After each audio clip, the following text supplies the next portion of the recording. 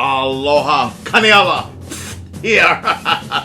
Here with your weekly wrap up for your NFL Week 11 and look ahead to Week 12. Congratulations again this week.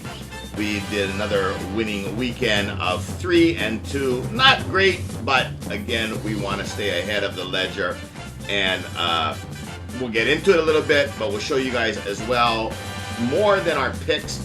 We've been trying to educate and teach you different avenues on when you get to your kiosk, when you get on your phone, when you're doing the DraftKings or the FanDuel or the BetMGM or Hard Rock, whatever. There are ways that you can spend very little, $5 or $10, and turn it into a lot. We'll be showing you later on in this video where there was a $5 bet that almost resulted in over $2,000 and a $10 bet that would have resulted in $1,600. And in both cases, a slim margin of like 1 point or a touchdown. And if you guys watch the games, which we assume that a lot of you guys do, you'll know exactly when you look at the ticket how close we really were to nailing some of these parlays. And again, it doesn't all have to be money line. That's what we're trying to teach you, that you can have actually we'll get into it later today where you can get a bunch of favorites in the money line. Throw one dog in there to offset all the favorites you choose, but that's not gonna be one of the huge payouts. It's not gonna be the $5 or $10 equaling $1,500 or $2,000, but it can be a $25 bet that will equate into $100 or $150, and that's the ammunition that you need to play all the long shots. So you're house money. You're using house money. Again, anyway, we'll get into all of that, but neither here nor there. We'll start off the week or the video as we always do. And this week is, we've all heard of the cover-up is worse than the crime, right? The cover-up is worse than the crime. This gained widespread prominence during the Watergate era in the scandal of the 1970s. I'm sure I'm showing my age, approaching 60 here. But and for the youngsters that may not understand what is Watergate, go educate yourself, do some Google search, look it up. It was under Nixon, the president. He was kind of the 70s version of Trump, if you will. So we'll leave it at that. Why we bring this up is the initial misdeed is maybe relatively minor, but the subsequent effort to conceal it often makes mountains out of molehills, as they say, with obstruction, with perjury, with the lying, tampering of evidence, if you will. Transparency and accountability are essential and crucial in anything, especially in the NFL. And we're bringing this up because we don't have enough time to reference all the situations, but we feel that it's going to come to a head here sooner rather than later with all of the NFL refereeing. Anybody watching Monday, was it Sunday night? No, Sunday night. Sunday night football, where the Philadelphia Eagle was touching the Detroit Lion on the hand as he was his hand was lined up in the neutral zone already. So as they're taught, if there's defensive movement that breaches the neutral zone, touch them, because then it's on the false start, or the encroachment is on the defense. And these referees couldn't get it any more wrong than they have been. And honestly, we think that it's going to come to a head because it's not just about the games anymore. There's so much money involved. There's so much money involved in the gambling, and especially if you've been following sports this past couple of weeks with the all the stuff hitting the fan with the NBA, and there was guys, what is it? Individual player parlays where a guy did or didn't play, or he got only so many shots or rebounds and took himself out of a game type thing, or hey, like LeBron's friend who texted out about somebody's not playing tonight kind of a thing. And although that LeBron himself has not been implicated in it, it was a close friend of his, and again, it's just a bad look. And so the integrity of it all the money involved and everything's something's going to happen. We feel, and it's going to come to a head. So this is why we brought up this cover up is worse than the crime issue. Real quick before we go any further on any of that, before I'll end it with this. I still have somebody who the ex Dallas and Green Bay coach McCarthy, and he talked about it a little bit.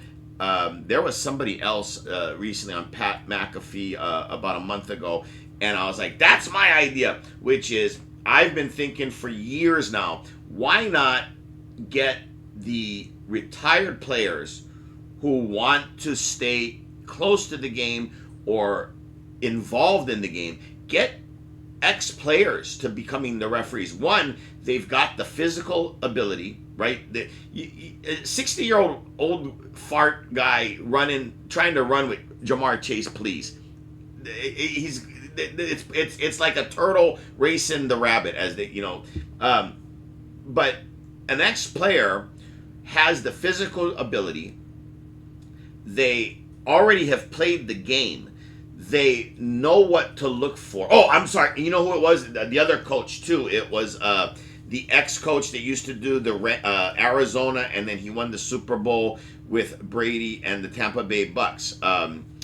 His name is off the top of my head. I can't think of it right now, but he's a cool dude, and he brought it up, and I was like, I'm so in agreement with it.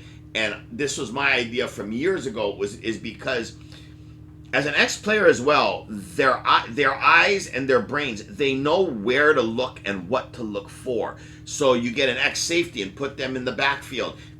You get maybe an ex-quarterback who would be the head referee because, he's right there watching the snap and the quarterbacks and the roughing and all that kind of stuff, and the pass rushers. Get ex-pass rushers. Bottom line is some of these guys would love to continue to work but don't have the abilities to play in the league anymore. This would give them an opportunity, and it wouldn't take long for the transition, because what you would do is you'd start hiring them, make them full-time so there's accountability, start training them, and within 2 to 3 years you'd have the transition.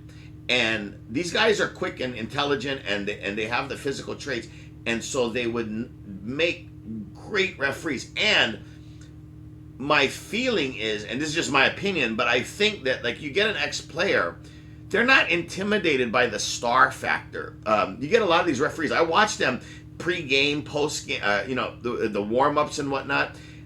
Some of them get really starstruck. You can actually see it, that where then, a big name like, back in the day, the Jadeveon Clowney's first year, he gets a lot of the benefit of the doubt, or leeway. Myles Garrett, who's a player right now, gets a lot of benefit of the doubt. Obviously, everybody would think about immediately Mahomes. He gets a lot. There's a couple of cases this year where he went to the refs, and basically, as they came back from commercial break, the referees basically called the penalty thanks to Mahomes' politicking. And so an ex-player would be less likely to be intimidated or swayed by all of the hoopla and stuff. They would basically tell them, yeah, shut up. Yeah, I know what's what, and stick by their calls. And again, by doing it this way and making them full time, you'd have a weekly review and do an accountability where if something shady is going on, where they're making bad calls, or they're just not cut out to do the job, where they just keep missing calls or they keep making bad calls, you'd have a review, you'd have a process where maybe you bench them, send them back to remedial training, so to speak. But after 2 or 3 chances, you're done. You're out. Aloha. See you later. Thanks for your service, but you're out. And that would be, and you're getting paid well. So that would be the point where the cream would rise to the top, and the referees would be just like the star. We'd have star referees. We'd have referees who are flawless, and those guys, then you make it where the playoffs and the Super Bowl are earned and there's some kind of bonus or larger payout for the refs who have earned their spot. And you'd make it kind of, again, I hate where they take all these referees from different groups or teams and throw all these guys together for the Super Bowl that they've never worked together. They've never worked together all year long. I get that you want to reward each guy for doing a good job, but it's got to be as a team, because there's a cohesiveness to the team. You don't have all the star players. We watched the Pro Bowl for years when they used to play the Pro Bowl, and you got some of the best, and there's a disconnect between the quarterback and the receiver because they don't play together. So there's no chemistry and there's no shorthand. Anyway, enough of that, but it's just, again, this problem is fixable. It is very easily fixable and solvable, but my theory is that the NFL wants to keep control. It's like the coaches' challenges with the pass interference, how it kind of had a 1-year thing and then went away because the referees hated it. They didn't like being challenged on those calls, and those are judgment calls. And the league just kind of made it quietly all go away really quickly. But again, coaches, players, teams get screwed by the horrible calls that are occurring week in and week out, 1 and 2. I mean, people are jobs and families and lives are affected by this stuff. And that's what's getting me riled up and up in arms, is because these referees have no accountability and they're not answerable to anybody. And they like guys like Vinovich. Oh, I see him on a game. It's like, I hope I'm on the right side of it because I already know that he's going towards a narrative, and I can't count on anything legitimate happening in that game. Year after year, time after time, and game after game, I've been on the right side of him, and I've been on the wrong side of him. And when you're on the right side, when you're betting, I mean, you don't care. You just want to win your bet. But ultimately, we want integrity in the game, and we want to be able to count on fair, transparent, factual calls and legitimate officiating. That's all we want. So anyway, enough of that. One more thing that we'll touch on today as this past week, because it's reared its ugly head one more time. Can we please finally put the Shedeur Sanders and all the idiots like Skip Bayless to bed? Okay, 4 of 16, 47 yards on a couple of dump offs, a couple of hot read dump offs, an interception, a fumble, 2 sacks, intentional grounding, and a 13.5 passer rating. Legendary. Yeah, okay? So, anyone who does this professionally and thinks any differently is a delusional fool or a liar. Like, for instance, this ex-ESPN character, Josina Anderson, who claims that, he played amazingly, and it would have been even better with no first-team reps. No first-team reps, okay. Like, I've never played at the NFL, but I'm old enough and I've watched it since year 1, since Super Bowl 1. And I'll tell you this. Remember a guy named Joshua Dobbs went to Minnesota with 0 practice, 0 reps, and went out and won a game because the intelligence and the athletic ability. Shedeur, the tape shows you everything you need to see. He ain't that great. He doesn't practice very much, it seems like. He thinks he's faster than he is. He thinks he's more athletic than he is. He thinks he's fast. He thinks he's still at JDSU. This is the NFL. Everybody is faster than him. And so I bring up Joshua Dobbs as when somebody wants to bring up the argument of no first-team reps. And what about a guy named Tom Brady who went in when their starter in New England went out, right? Bledsoe gets hurt, went out. Brady had done 0 first-team reps, but had studied his ass off and was prepared for the moment and rose up to meet the moment and became the GOAT rather than go to press conference. When you go in and you're already asking for the cheers from the fans and you haven't thrown 1 ball and your stat line is this with your 13.5 passer rating, please, enough. Okay, and again, if just like the politics of this world. If this is what you guys want in Cleveland, if this is what the fans want, you guys are going to be another 10 years of pain like the last 40 years have been. So anyway, we'll leave it at that. But can we please put the Shedeur Sanders argument to bed? And anyone that thinks that this guy is a starter in the NFL as a quarterback, I mean, I've got a bridge to sell you then. So we'll leave it at that. Our record this week, we go 3-2 with a little bit of extra sugar actually, because the Patriots on Thursday, our first Thursday night game, we did the half and the game. And interestingly, we did say to tease it at the game, but had you teased it either way, it landed right on 13. So no matter what happened, that was a good one where, again, us teaching you, we liked the half at 6.5. We were emphatic about that it couldn't be more than the 6.5 because we figured it might land on 7. And at the game, they covered as long as you had 13 or less. 13 was a tie, obviously, but we saw it hold pretty steady at 12.5. We saw it touch 13 actually at MGM for literally like less than an hour. I was actually standing at the kiosk when it had got to 13, and I was like, oh, that's interesting, because it popped from 12.5 to 13 and then went back down to 12.5 before I had walked away from the kiosk. So it wasn't that long that it was at 13. So most people got it at 12.5. But again, if you teased it, as we suggested, either way, no matter what you did on what side you did, you were fine.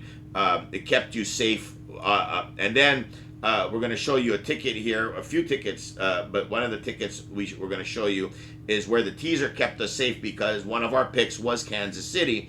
But with the teaser, we had the Patriots on Thursday and Kansas City on Sunday. And thank goodness, because we figured that the Denver-KC game was going to come down to a field goal. We knew it was going to be super, super close. That's the way, not just our model, but a bunch of people that we check with and follow, the models all were. And again, we do it, they do 10,000 simulations. Another one that we follow is 10,000 simulations. We run it for 10,000. And I mean, and over 56 to 58% came out where it was like going to be a 3-point game. And so when you have that much corroboration of the data at this late in the season, we felt comfortable that, again, we were wrong on the side with KC, but with we've taught you with the teaser, you were fine. And so that kept you safe. And it kept you safe. Anyways, speaking of keeping you safe, on our 3-2, so we had the Patriots half in game, so that was the little extra in our 5 picks, because it's kind of 2 picks in one game. And then we kept you safe on Cleveland and Baltimore, because one of the biggest public bets and biggest public teasers this week was Baltimore. Now, again, that's a game that either way you teased it, you were fine. But if you watch that game, if you took Baltimore, you were squeezing it out even on a teaser. If you took Cleveland, as we suggested, Cleveland and Jacksonville, but if you took Cleveland, it was never in doubt until Shedeur actually came in and lost the game. Not only the horrible stat line that we touched on, he came in with a 6-point lead and lost the game, right? So, or a 7-point lead, 6 or 7-point lead. But he came in with the lead and in the late in the game, and he lost the game with the defense playing lights out. So we got really scared and tightened up when he came in, because we then could foresee, we started talking about it, that, oh my God, is he going to fumble it for a strip sack, fumble, pick up, run the other way, or worse, throw a pick 6, which when after Andrews ran the tush push fake out that led to Baltimore taking the 7-point lead, it then became we were hanging on by the hook, and so we were just really deathly afraid that he'd throw a pick 6, which didn't happen, thank goodness. But anyway, our picks kept you safe with that, because the public was one of the biggest bets of the week was on Baltimore, and we took Cleveland. And then the other one we took was the Jacksonville Jaguars, who were taking 3 and won outright, going away by, I forget what the final score was because it was such a blowout. We stopped watching that game, but they won easily outright by a few touchdowns, like 3 or 4 touchdowns and a change, I think. The two games we lost, obviously, we lost on Kansas City and we lost on Minnesota. Well, with Kansas City, we stuck with the trend, and everybody knows this trend, and it's Andy Reid. But with Andy Reid off of a bye, he's like 22-4. But with Mahomes, it gets even better. So it was hard to not go with that, because it's like they say, you're the champ until somebody knocks you off the mountaintop. Well, Denver's knocked them off the mountaintop, and we're afraid now. And in watching this last game, we think that they showed us that they might be done. Now, Mahomes isn't done. Mahomes is still a great quarterback. Andy Reid is still a great coach. But there's nothing up that, Kelsey's over the hill and done. I mean, he came up big stat line in this game, but it didn't really help or matter. One, and, a defense like Denver's has found a way to shut down Kansas City. And then Kansas City's defense, just with Jones, he is, I think, rated like the 35th rated pass rusher. So with what he's taking out of the, getting paid against the salary cap as the whole team pie, he needs to be in the top 10, not in the 30s. So that's not a good look for them, and we think that KC literally may. Now again, I wouldn't bet against them, but to make the playoffs. But there's a very clear path that they don't even make it, because they've lost to Jacksonville, they've lost to the Chargers, and they've lost to. I don't know if they haven't played the Patriots yet, but these are tiebreakers. So with them and Jacksonville fighting for, say, the 7th spot, if it ends up the same record, Jacksonville owns the tie record or the tiebreaker. So KC's in some jeopardy here. And with the Minnesota call, we really thought that Kevin O'Connell would have the team, and the Minnesota's defense is no joke. We thought that they would for sure at home be geared up and ready to win, keep this game close. And look, as much as J.J. McCarthy struggled, and he's not, I don't think, their quarterback of the future as at this point. Now, our thinking is they play him out the rest of the year and really get a handle on what he is and what he brings to the table. Can he be their starter? But in this specific game that we picked, he finally took the lead, and they were up, and then with the kickoff, their special teams, who had been playing lights out, allowed a 50-something yard kick return that set Chicago up for the walk-off field goal. And it's just uncharacteristic of Minnesota and that defense and KOC as a coach as a whole. But again, I guess we have found out now, Minnesota has also shown us that as of this moment, JJ is not doing what he's supposed to be, and he is not their quarterback of the future. Them letting Darnold go was, I think, their biggest mistake going into the season. But both of our losses were close. And again, as we've been trying to teach you some of the ways to do things, is had you done like multiple, like let's say the 5-team parlay with our 5 picks, but you also did a teaser. And again, in Vegas, there are 9 and 12-point teasers. But where I'm at, there's only 7-point teasers. But even with a 7-point teaser, Minnesota and KC both were covers.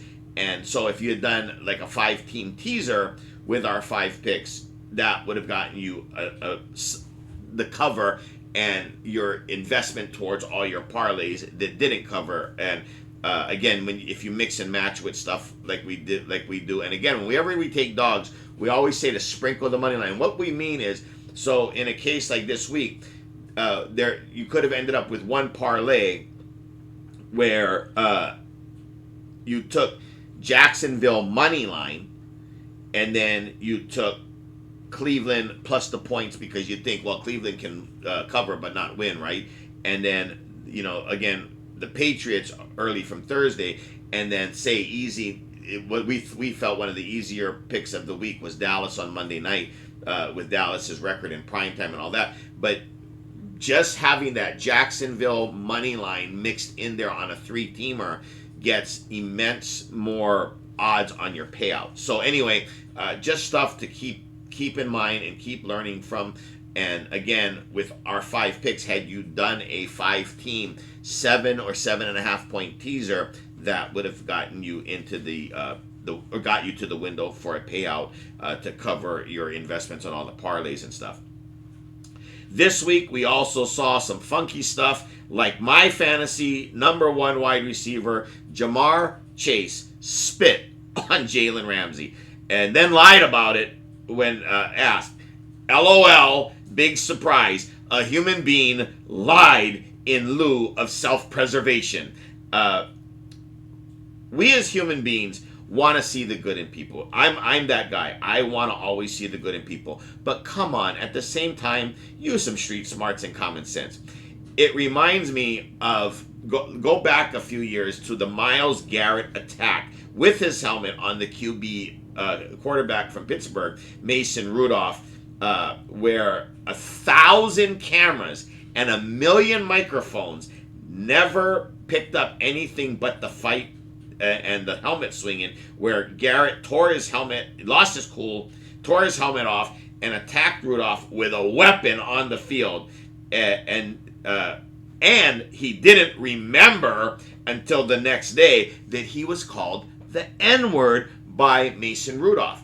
Well, immediately, the second we heard that, except for racist people who love to stir the pot and divide us, no one believed it. Because especially with not one camera or one microphone of the 1,000 that surround them picked up on the claim of Rudolph calling him the N-word. But big surprise, a guy lied about what happened for self-preservation, because after he had done it, it was a really bad look for him.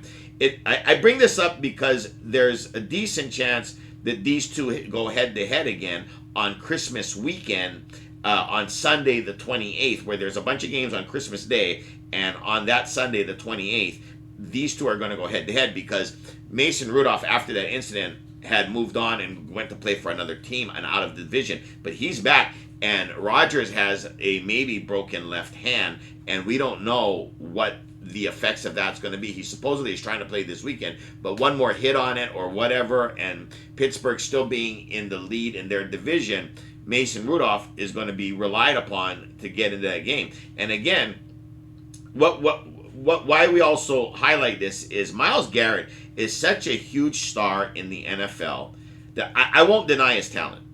But there's a thing known in life, and especially in sports, your talent level determines tolerance. And so, like Dallas on Monday night, there were 3 wide receivers that supposedly got in trouble. CeeDee Lamb, George Pickens, and a guy whose name I can't remember. Guess what? CeeDee and George both had to sit out for 1 series. The third guy, the guy's name who I don't know and can't remember, he sat out for the whole game because talent allowed for tolerance. And so whatever they did, no one's saying what it was that garnered them this punishment, but whatever the 3 of them did, 1 wide receiver got benched for the whole game. The other 2 got benched for 1 series. Again, talent and tolerance. And there's a good chance that these 2 are going to go head to head.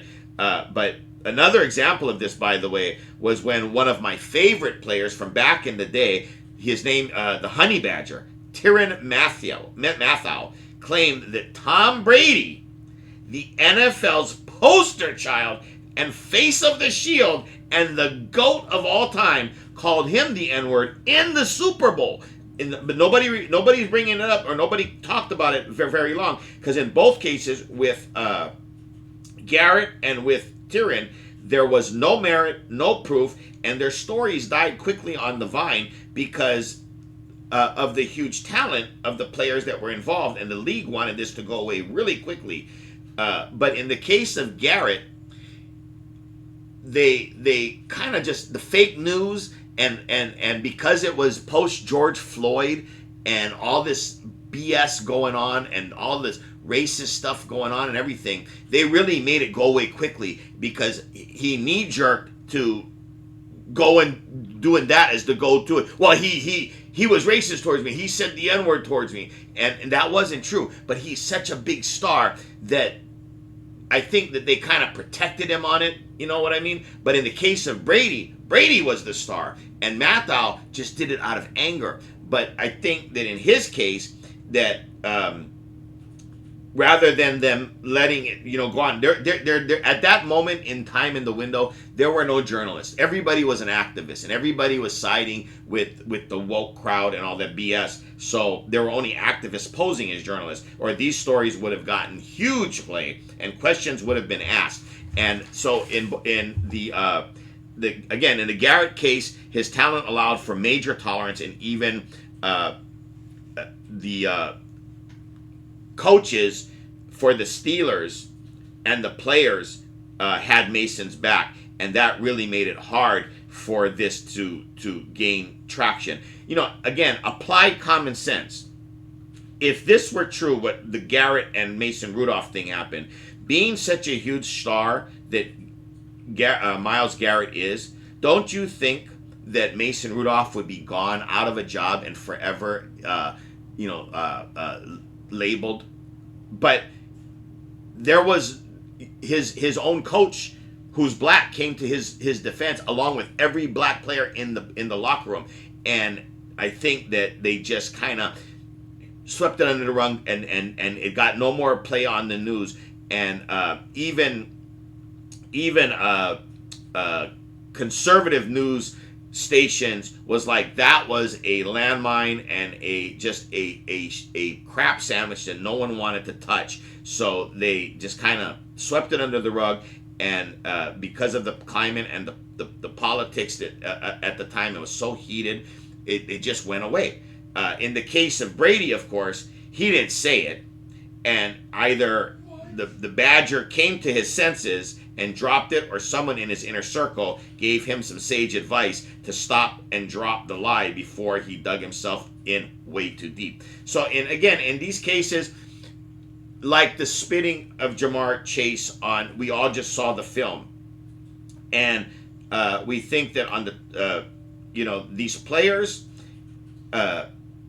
it could become very interesting. These players need to act like adults, and if you call yourself a man and you have integrity, the thing is, own your mistake and start carrying yourself with a little more integrity and have a little bit moral foundation is all. We all make mistakes. We all have emotions. In the case of Jamar Chase, I love the guy. I love his talent. I love his play. I even love watching him with Burrow and stuff, having dinner at their house and whatever. I can see the human side of it. Again, it got heated. He did something that was a no-no. He did something that was emotional, and although it doesn't excuse it, I would have respect for the guy if he goes, yeah, you know what? Shoot, I in the heat of the moment, I lost my cool. I did it. I own it. My bad. I'm definitely, whatever the league decides, that's my punishment. I deserve it. And, to Jalen, I'm sorry, and move on.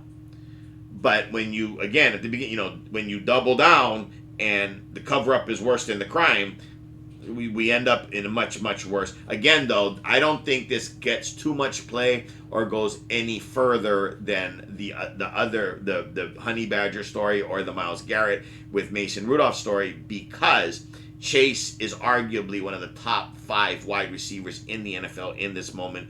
And when Burrow comes back, him and Burrow are just so exciting, and they're so important to the league. Now, again, they always say that no one is more important than the league, and no one is bigger than the league and the Shield. But at the same time, it's all about the dollars. It's all about the money. It's and talent and tolerance. So I just think we all make mistakes, but doubling down by lying makes it worse. The cover-up is worse than the crime. So we'll leave it at that. Anyway, we're going to show you some tickets. And then what I'm going to do is my son's going to show you some tickets. And you're going to see a $10 bet where, again, almost got the $1,600, and a $5 bet that almost got the $2,200. And if you watch the games this weekend, you'll know how close those really were. The Giants on one of them had the Giants, and again, the Giants actually led in this game, and they could have and should have won this game. So Winston threw an interception in the end zone to end it, but it was that close to covering and turning $5 into 2,200. And on the other one, you'll see where we picked the Bills to win by 13 to like 24. They won by 12. So we were literally 1 point off of that. And then there was another, I think it was the Detroit game that, again, they played like crap. Philly's defense shut them down. But you could see if they could have gotten lucky with just a kickoff return or one pass completed, like the Jameson Williamson pass across where he goes to the house because of speed, those cover. And anyway, again, what we're trying to teach you is there's ways that we're showing you that a $10 ticket or a $5 ticket can result in huge returns if you play it just right week in and week out. And part of our contention is that, yes, it's very frustrating. It's like, oh, so close. But if you did that every week, you spent $100 on these $5 and $10 parlays every week, and you went 15 weeks by keep missing one here, one there, but you're only missing by one or two here and there. You're getting close.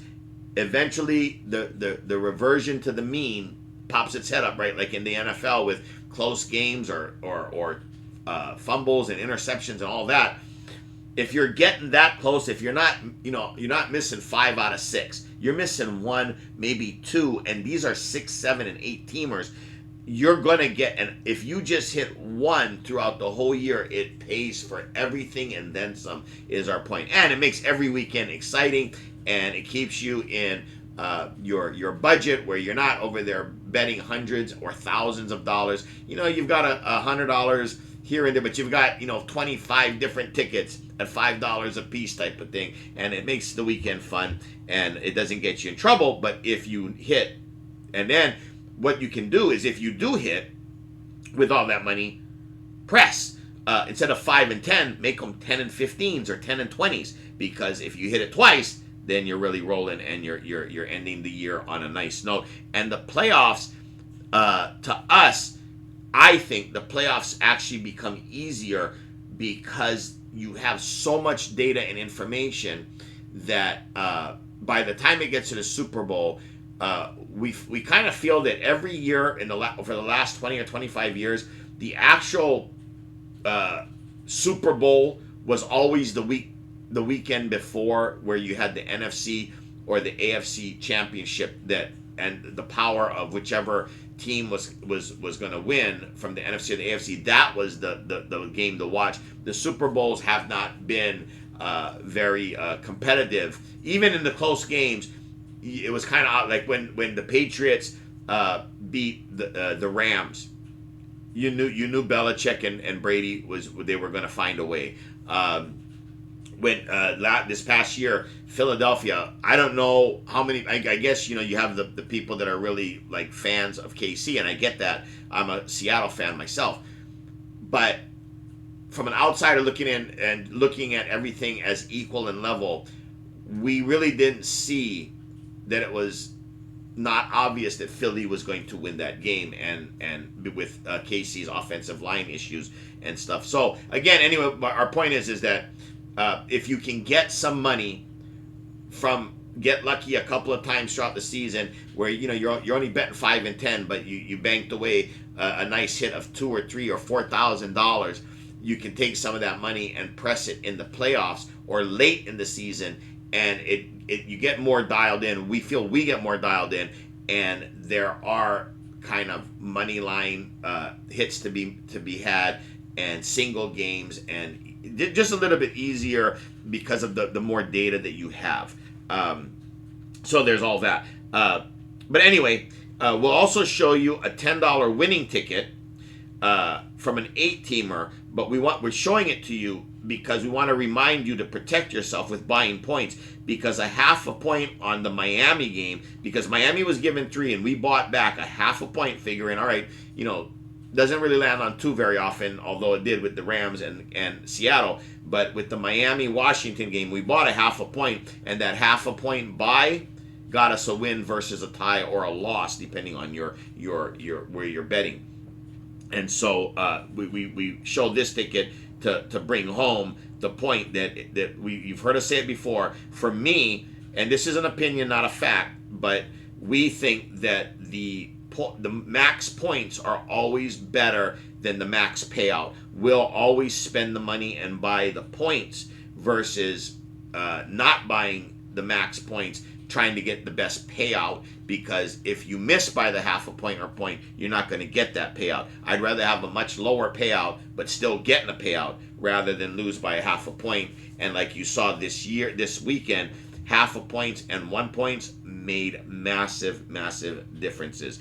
And even with the Browns game, where it didn't really matter that much, but we had on my ticket, you'll see it at 9.5. So when they gave up that late touchdown to Andrews and it became a 7-point game, we had a little bit of more cushion with the 9.5 versus the 7.5. I'm telling you, when you're about to lose or win, every point matters in your favor. So anyway, well, just another reminder there. We'll go through our early leans real quick, which are let's go through the lines real quick. We got Buffalo going to Houston on Thursday night. The line was originally 2.5 at the look ahead on Thursday. We think this is CJ Stroud line. He's not playing again with the concussion, and it's a short week. So Buffalo, even on the road, is giving 5.5 and 43.5. Sunday comes, and we've got Green Bay at home giving 6.5 to Minnesota. We've got Seattle pissed off on the road at Tennessee, the dumpster fire of a team, giving it started at 12.5. It's now 13.5. We will say this: we're not giving you a side yet on that per se, but if you like Seattle half in game, we would hurry up and get the Seattle at 6.5 at the half and 13.5 at the game before it gets to 7 and 14, because that is likely to happen. KC is at home giving 3.5 to Indianapolis, and the over-under is 49.5 right now.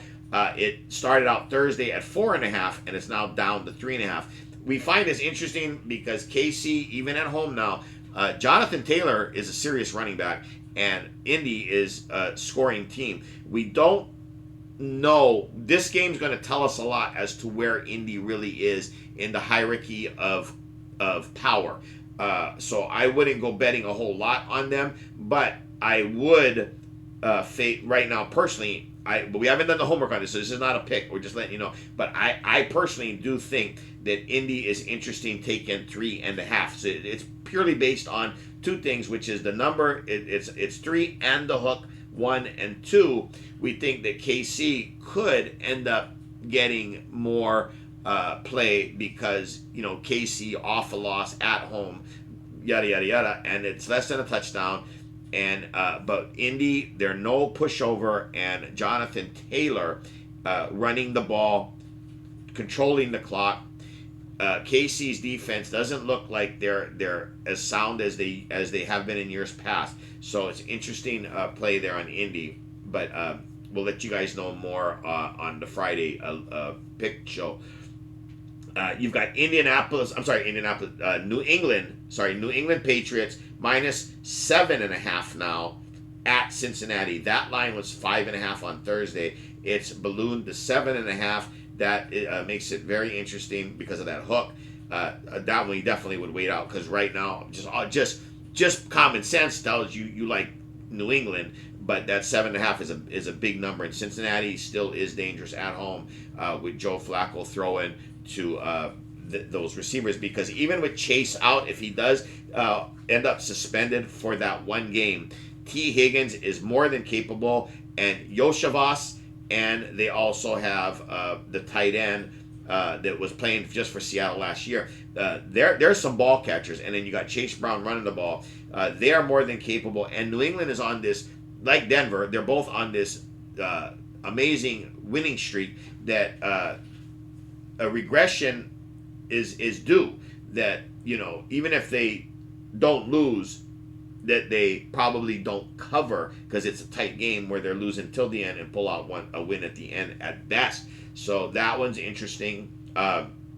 You got Detroit also pissed off. It was 11.5 on Thursday, now 10.5 at home against the Giants. We definitely like Detroit, and we'll give you guys a kind of a look ahead pick here in a minute on all this. But we want to go through the lines first. Baltimore at home Thursday, it was 14.5. It's now 13.5 and 44.5 against the Jets. Of course, Baltimore at home, right? But that's a large number as well. And Baltimore hasn't looked like the Baltimore of old. And there seems to be something maybe wrong with Lamar Jackson, with either his knee or his hamstring still. He doesn't seem to be 100%. So we caution you there. Pittsburgh is at Chicago.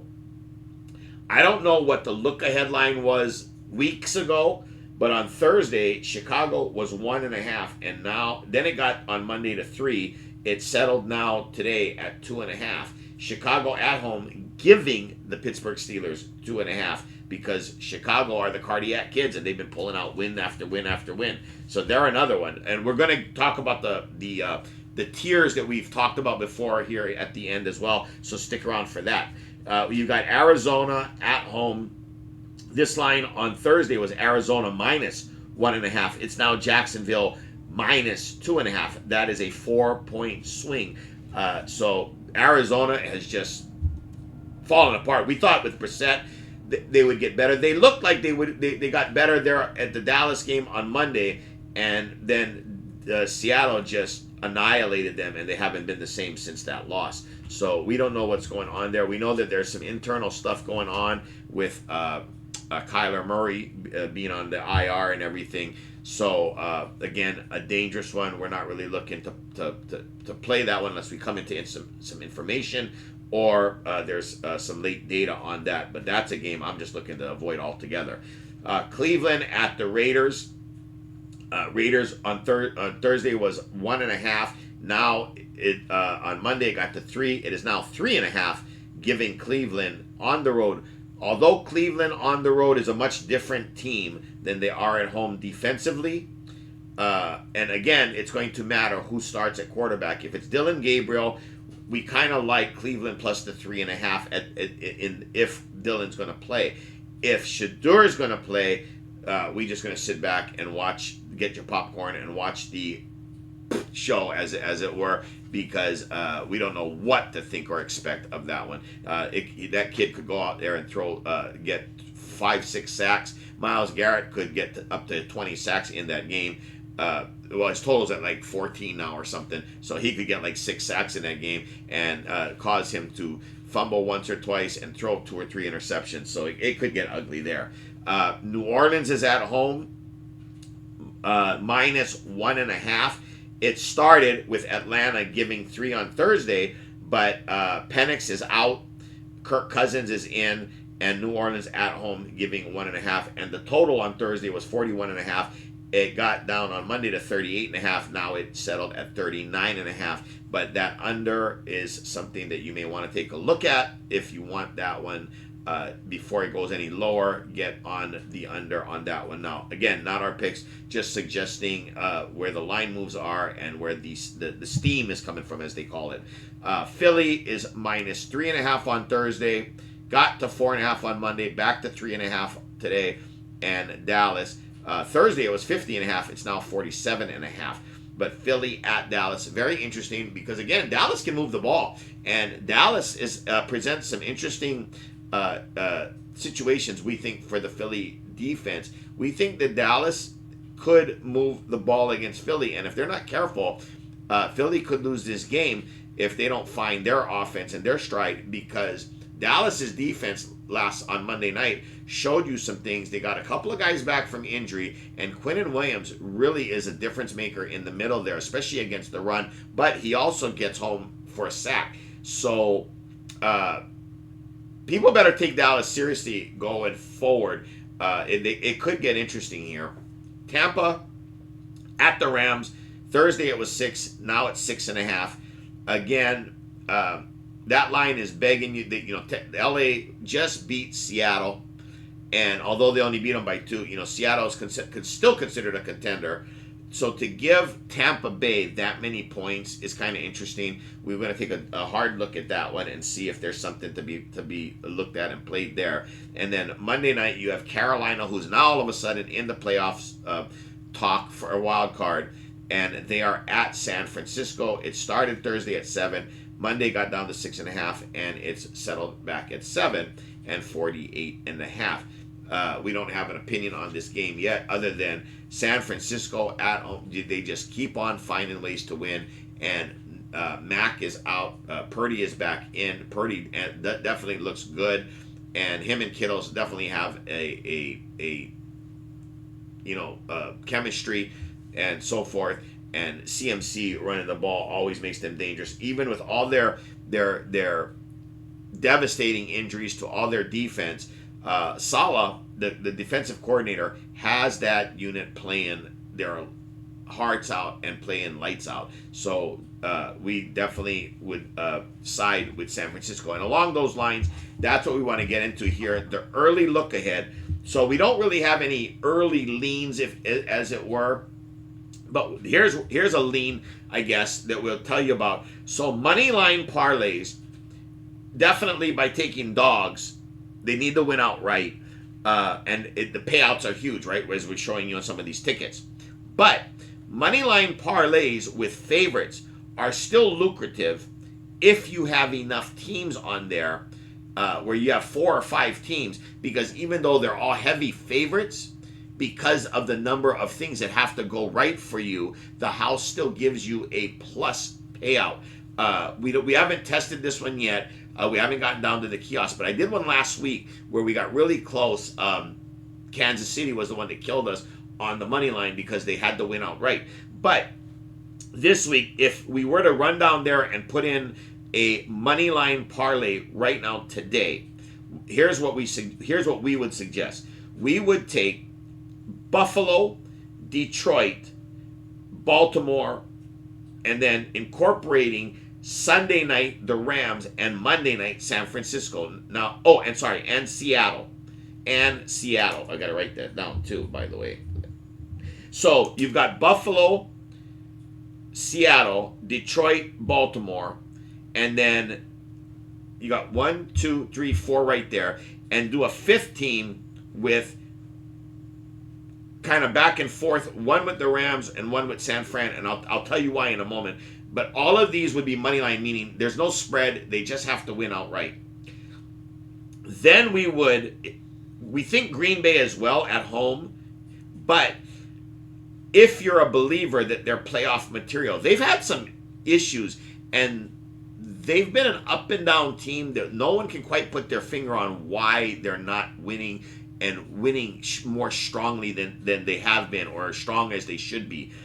So we're not really confident in Green Bay. But what we would suggest you do is maybe have one mixed in every so often, so that you would do like a Buffalo, Green Bay, Seattle, Detroit, Baltimore, and then make a 6 team with the Rams, and then a 6 team, take off the Rams and add San Fran. Or even do it with Buffalo, Green Bay, Seattle, Detroit, Baltimore, Rams, and San Fran as a 7-teamer.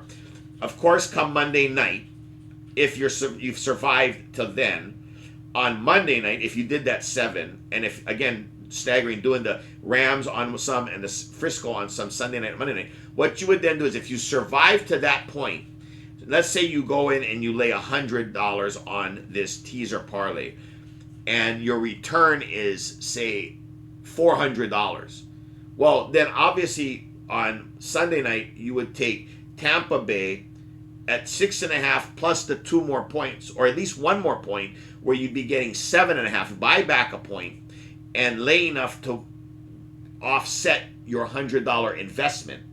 And on Monday, same thing, offset it to get your $100 investment. And with the San Fran, Carolina, I'd buy the max. I'd buy the 2 points, because 29-20, right? And in that way, because if it ties, you get back that money, but you win the teaser that you're waiting on. But anyway, one other thing we would do with this moneyline parlay, so using these teams, because they're all strong favorites, and although they may not cover, We don't think, because the playoffs are approaching, we don't think any of these guys have room for error. And so they have to win to keep pace. Buffalo, Seattle, Detroit, Baltimore, Rams, and San Fran. And then again, Green Bay, if you feel confident enough, we're going to have one or two with Green Bay because it's another team you can put in that, if all things being equal, they should at home beat Minnesota and JJ McCarthy. But again, we just don't know with what you get with that kid, and we don't know what's going on with Green Bay. So that one we're not suggesting as one of the mains. But if you like them enough, mix them in. But also, with all of those we just gave you, which is, again, Buffalo, Green Bay, Seattle, Detroit, Baltimore, and then either the Rams or San Fran or both, mix in one of these dogs at the money line, because that would help gain you more odds payouts by just adding this one team in with these 5, 6, and 7 teamers that we just gave you, the teams we gave you, which are these 4 teams, which are Indy at the money line, because we can see a path that they win outright at KC, Jacksonville at the money line, if you're getting them plus points. If they're the favorites like they are right now with -2.5, then I would actually suggest you take Arizona, because we're looking to offset the odds. And so money line, you want a team that can win but isn't favored to. So Indy, mix them in with one, then on another mix in Arizona or Jacksonville, depending on what the line is come Saturday. Cleveland plus the 3.5 on the road, but the Raiders are a dumpster fire in their own right, and Cleveland's defense is enough. Again, I would only mix Cleveland in if Dylan Gabriel is starting. If Shedeur Sanders is starting, I take them completely off this notion, because we don't trust Shedeur. That stat line in 16 passes, we can only imagine what it's going to be with 30 or 40 passes. Again, at that rate, he'll lose the ball 3 or 4 times, and it could get ugly. And then New Orleans is interesting with Atlanta. Again, depending on how that shakes out. Right now, it's New Orleans giving 1.5, so we would say take Atlanta.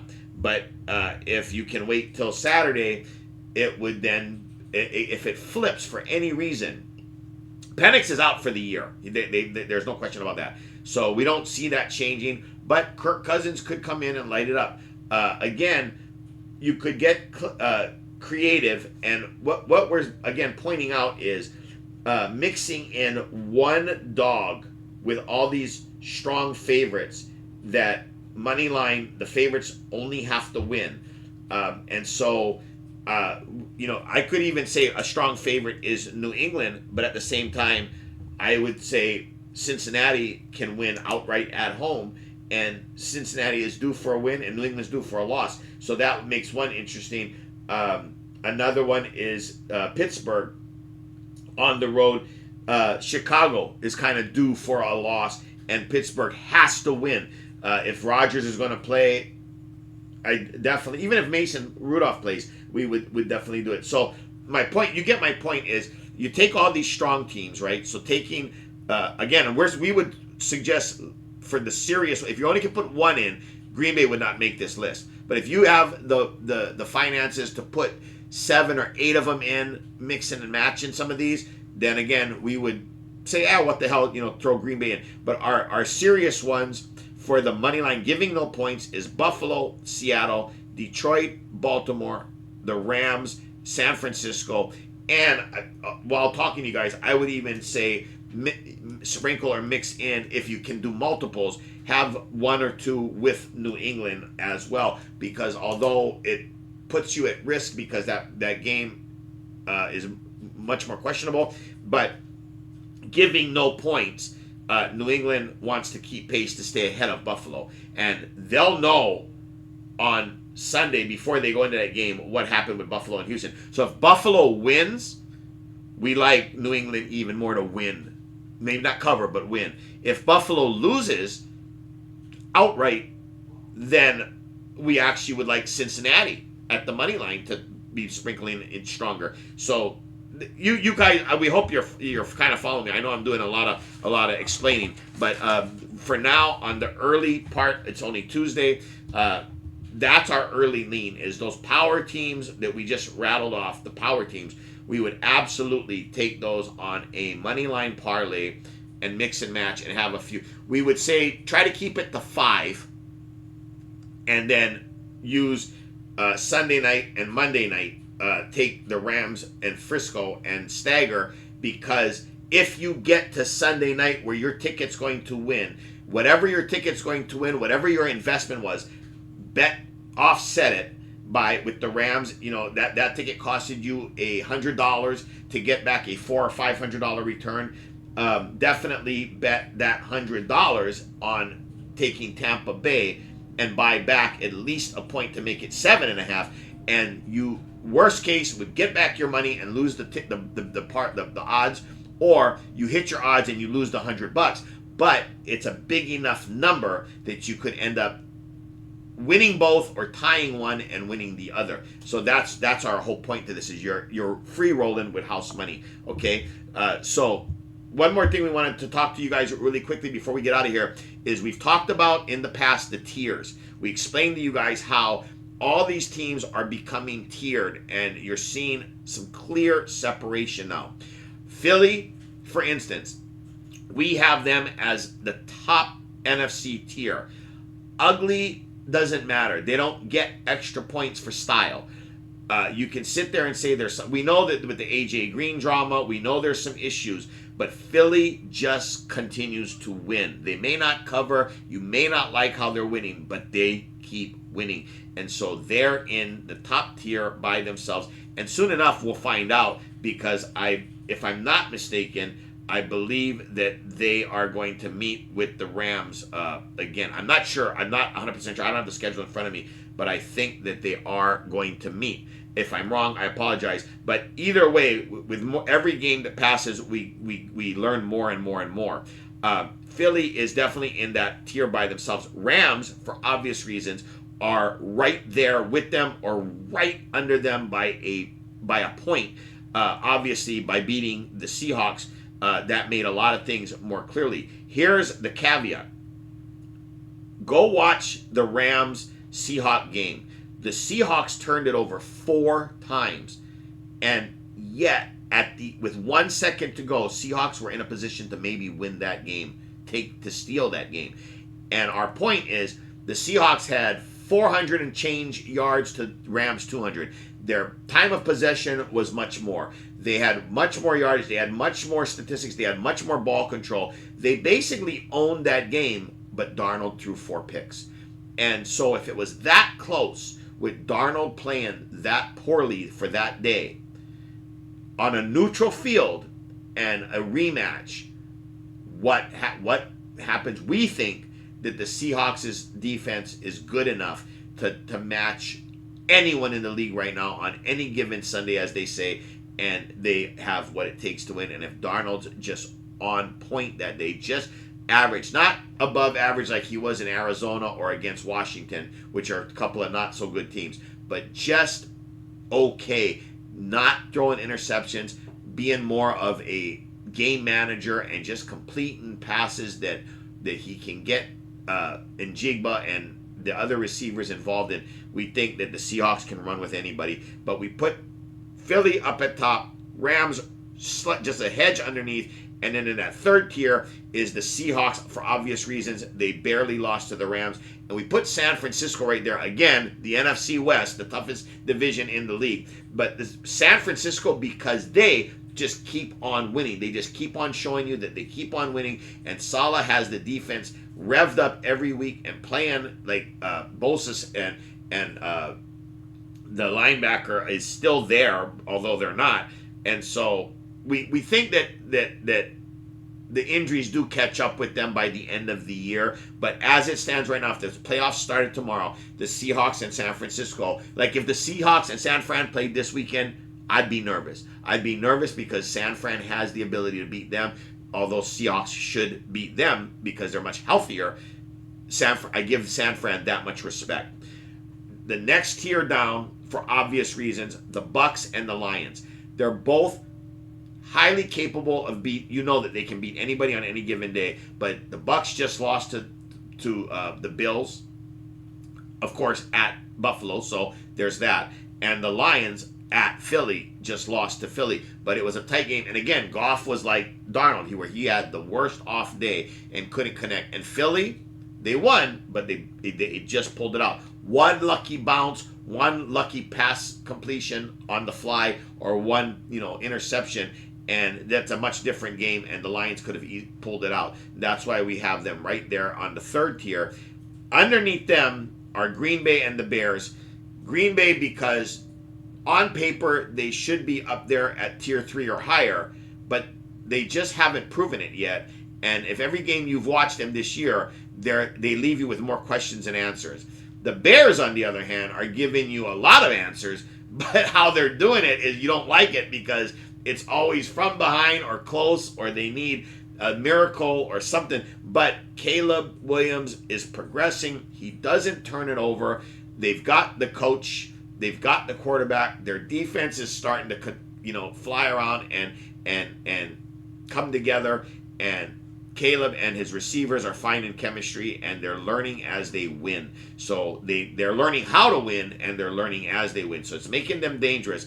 And now you guys can all laugh, but I'm telling you, there's another tier below them, because that's the 7. You've got Philly, the Rams, Seahawks, Frisco, the Bucks, the Lions, and Green Bay. That's 7. And the Bears are kind of right there with them. But there's a lot of football left to go. And if anybody has a misstep or an injury takes place, God forbid, the Panthers, the Cowboys, the Vikings, and the Cardinals are all right there still not. Now, those 4 teams are not going to the Super Bowl, but they could definitely make one of the other teams' lives uncomfortable in the process of trying to get from A to B, because the Panthers are starting to believe in themselves, and they're starting to learn how to win. The Cowboys showed you last night they can beat a bad team. Their offense has not been the problem. And now with all the injuries back on the defense and Quinnen Williams, I'm telling you, this next 5 weeks is going to be very interesting. And Philly is going to be their first test, and we'll get to see how much of a threat the Cowboys can be in the second half of this year, because Philly is going to show us where the Cowboys really are. The Vikings, you've always got to respect KOC, that coach, that defense. And again, we really still don't know what you get with J.J. McCarthy. He has serious flashing moments. There's way more growth that needs to be made, but there's a couple of glimmers that if you're on the opposing side, there's enough there to make you nervous. And then the Cardinals with Brissett. They've got Trey McBride, one of the best tight ends. They've got Marvin Harrison Jr. They've got Dortch. They've got Wilson at wide receiver. They've got the weapons. And their defense is a bunch of guys that believe in each other, and they're dangerous. I'm telling you, as an NFC West guy, the Arizona Cardinals can beat any team from now to the end of the year to not make the playoffs, but cost one of your team's chances in the playoffs. So be careful, those 4 teams. Anyway, that's the tiers on the NFC. And so the rest are dumpster fires, or they're rebuilding, or they're teams with too many needs, and they're far from it, and they need some serious help in the draft and going forward. Same thing now, the AFC. A lot of questions have been answered this past weekend, and at the very top of the tier that no one but us had them, because I can show you all the tickets that I have going to the Super Bowl. We have all of our long shot circuit tickets for the exactas. We have nothing but a bunch of Denver and Patriots. And oh, God bless them. They are our top tier right now. Again, Denver is like the Philly story. Not pretty, and you can sit here and Judge Bo Nix all you want, call him, he's stinking up the joint. But man, he gets it done at crunch time. When it needs to get done, he gets it done. He finds his wide receivers, and he's throwing in tight windows. So he's showing you he has the ability and the talent, and he is physical. He's available. Burrow's out. Penix is out. Bo Nix doesn't miss games. So there's that. Patriots, same thing. Their quarterback is one of the top 3 vying for MVP right now. So, you got that kid's playing lights out. And again, that team is learning to win. And their coach, again, the coach makes all the difference. You've got, in the NFL right now, I'd argue the 3 most important pieces to your team to be a playoff contender is you got to have the head coach, you got to have your quarterback, and you got to have that left tackle to protect them, or your O-line. And then from there, everything else. Because again, look at the Patriots. Diggs is a out number 1 receiver, no question. But he's on his twilight years, on the decline, if you will. He's not what he used to be when he was with Buffalo and Josh Allen. Yet he's getting it done. But him and Butte are no DK Metcalf or Jamar Chase or Justin Jefferson. Yet the guy throwing them the ball is making them look like they are, and that's important. So anyway, Tier 1 AFC, we feel no question, especially coaching, defense, and quarterback. You've got Denver and you've got the Patriots playing lights out. So they are at the number 1 tier, no question. At Tier 2, the Colts, who we believe, right, that they are a juggernaut, but they really haven't been tested yet. And when they were tested, like going on the road to Pittsburgh, they lost. So did they learn much from that? We think so because of the international game. But again, Atlanta's no ball of fire. So the Colts, we're about to see the Colts play in KC this weekend. And that's going to tell us a lot about Indy and what they really are. So until otherwise, but we have them at the 2nd level. Next door to them, in same level, the Bills, because they just showed you this weekend, Josh Allen can put the whole team on his back. He's the one quarterback in this league. He can throw dimes or run it, and he's big and strong, and he stays healthy, doesn't get hurt, knows how to stay in the game, and he gets it done when it needs getting done. So the second half, I get it. They lost to Atlanta. They lost to the Patriots. Now, the Patriots loss is starting to look a lot less embarrassing, right? But then they lost to Miami. But we think that the heat and there was the spot that had more to do with that than the team's performance. But Buffalo has a lot of questions, no doubt. Their defense has a lot of holes. They don't really have a number 1 wide receiver and all that. But there's enough there to make you nervous if you had to play them. But they've proven themselves that they are at Tier 2 with the Colts until otherwise notified. At Tier 3 by themselves are Baltimore because of 2 things. Lamar Jackson and their division. Although Pittsburgh is a game up on them right now, if I had to bet today who's going to win that division, I'm betting Baltimore, because when Baltimore plays Pittsburgh, we just think that Jackson, like Josh Allen, he's a guy who can put the team on his back and get that winning a touchdown. He'll drive a defense nuts, and he'll run for it. He can throw. He's got Mark Andrews. He's got Likely, the other tight end. He's got a couple of wide receivers, go-tos, and they've got a running game in King Henry.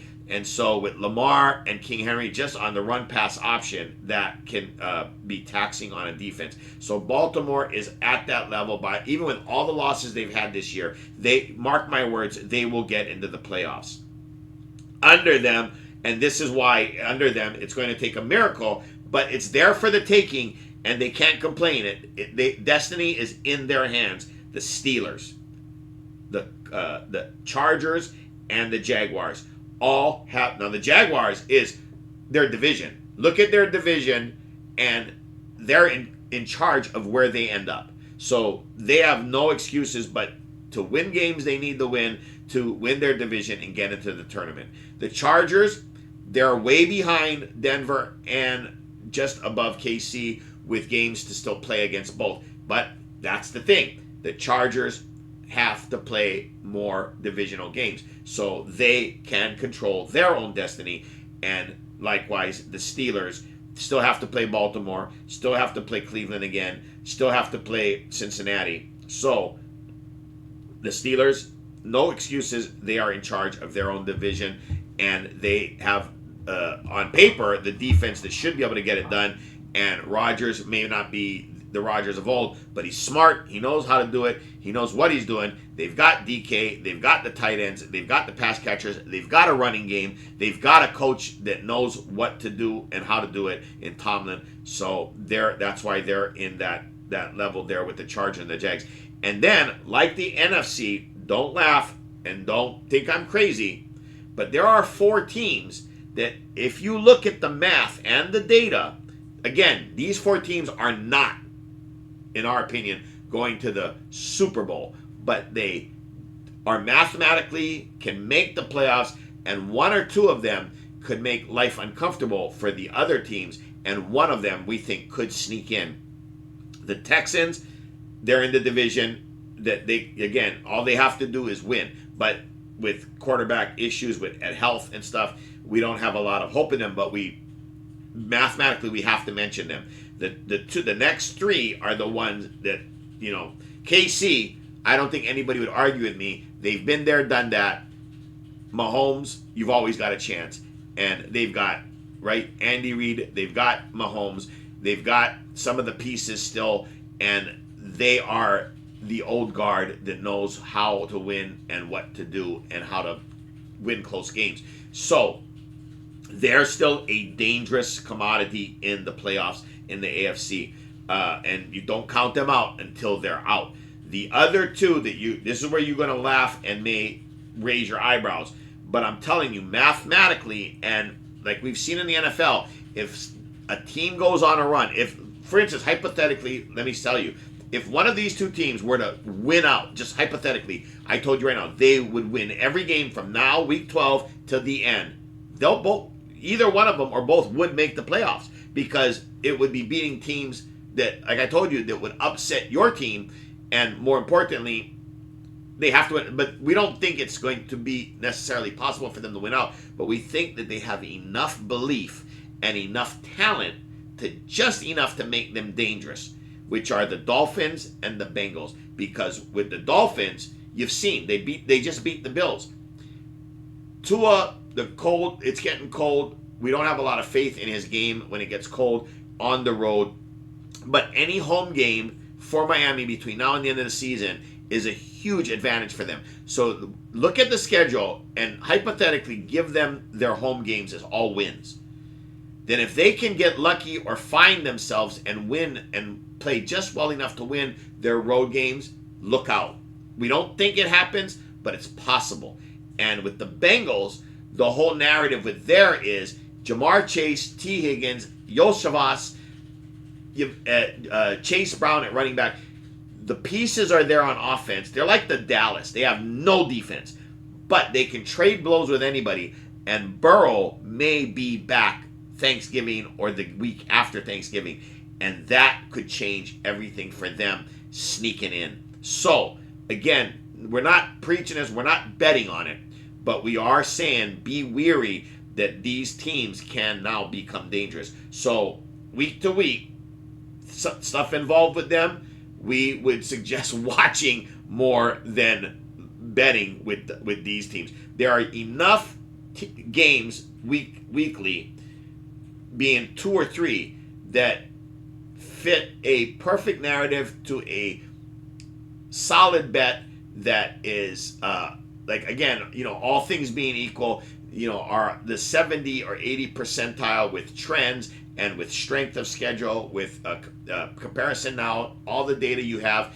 There's enough games weekly that you can pick and choose from to make your money, put in your teasers, put in your parlays or your straight bets, and not try to throw darts and hit 5 or 6 and trying to get lucky. But a lot of this week and the week after, a lot of questions will start to get answered.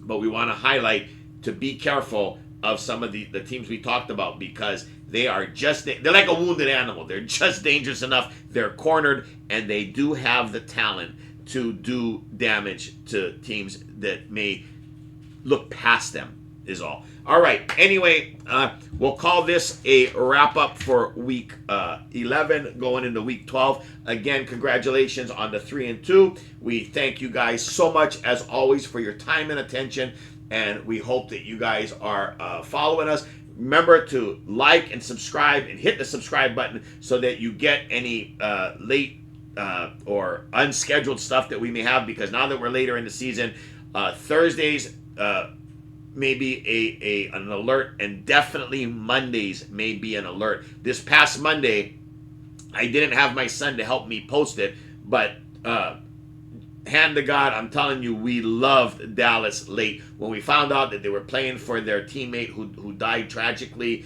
and all that, about an hour and a half, 2 hours before, we really took another look at it, and we were like, man, we just loved Dallas, and we loved them going away, and that's exactly what happened. And especially Dak on Monday night in prime time and all that. And we think that, again, this kind of galvanized them, and this week really makes it interesting. You notice in our powerhouse moneyline parlay, one of the powerhouse teams, our top tier team, Philly, we didn't put that one in there because we think that Dallas could end up being a test for them, especially as a divisional rivalry game there. So anyway, we'll see you guys back on Friday with our 5 picks, or our picks that we're going to have for the week, however we give it to you. But early on the leans, again, don't forget that we right now, because of the lines, it doesn't really matter, except that if the line grows, the money line gets bigger too, which cuts down on your odds. But we like the powerhouse play of taking Buffalo, Seattle, Detroit, Baltimore, Rams, San Francisco, those teams on money lines, and again, mix and match in the Rams and San Francisco, because you're going to roll it on Sunday night or Monday night to try to middle it. If you feel confident in it, we would say, if you can afford it, another team to sprinkle in could be Green Bay and New England as more favorites. But we're not taking those two unless you can afford them. First cover the original 7 we gave you. And one further step is to get back some odds on the payout. We would suggest you sprinkle in a money line dog like Indy and Arizona or Jacksonville, depending on where that line is on Saturday, Cleveland, and New Orleans, Atlanta, depending on where that line is on Saturday, because it's small. But anytime you're taking a dog to win outright money line, that helps your odds on your payouts, is all we're saying. So don't pick them all. Add one of them each. If, like with us, we'll end up with kind of the same parlay with the same 5 teams, and a 6th team being either Indy or Arizona or Cleveland or Atlanta, and we'll have one of each just in case one or more hits with that. And we'll have, again, the teams of Buffalo, Seattle, Detroit, Baltimore, and then ending with the Rams on Sunday night, or San Fran on Monday night. Or even, I may do a few where we even take the Rams, let that ride, and it's only San Fran we're flipping on Monday night, because we think the Rams at home has to win against Tampa Bay. But that one, again, Baker Mayfield as a road dog, I don't hate it. And you might even consider using that one as a dog if you can afford it on a couple just flyers, because the Baker Mayfield is a dangerous dude, and that team is full of talent. All right, we'll see you guys Friday. As always, aloha and mahalo for checking in. Thank you for your time, and be good to yourselves. Be kind to each other. We'll see you guys on Friday. Aloha.